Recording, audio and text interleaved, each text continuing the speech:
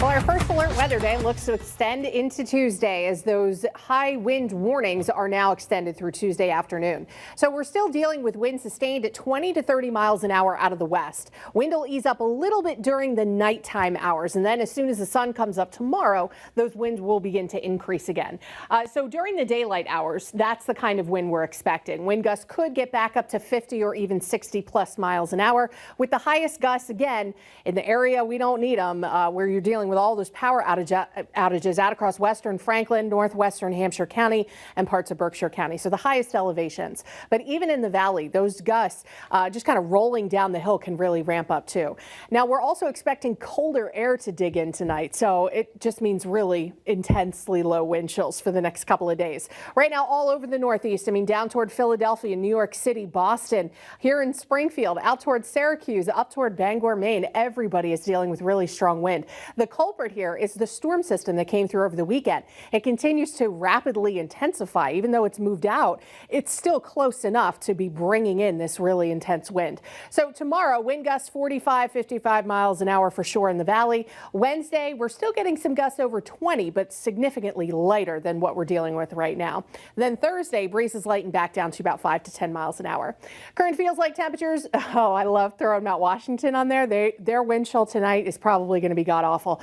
But right now they're at 52 below. Everyone else is single digits to low teens right now, though.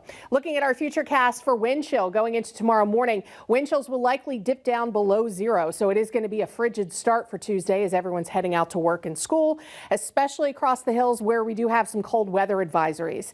Now, Tuesday afternoon, the wind chills don't even get to zero, so it's going to be better all day long.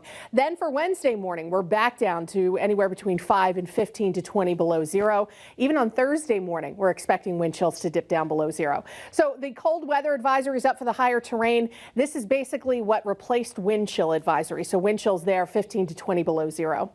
Looking at our current satellite and radar loop, that is a lake effect snow band if you've ever seen one before.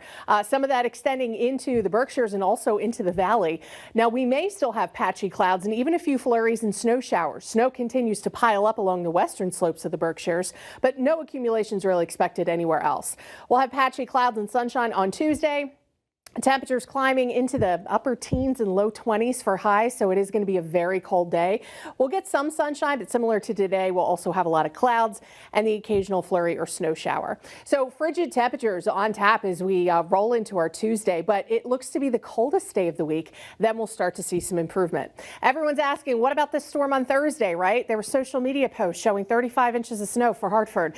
That's why we don't post that kind of stuff so early out, because it's usually pretty ridiculous. In this instance, the low looks like it's going to move right offshore, staying well to our south, but a big snowstorm is possible for parts of North Carolina and Virginia. Meanwhile, for us, we continue to stay mainly dry and milder as we head toward the weekend. Chris?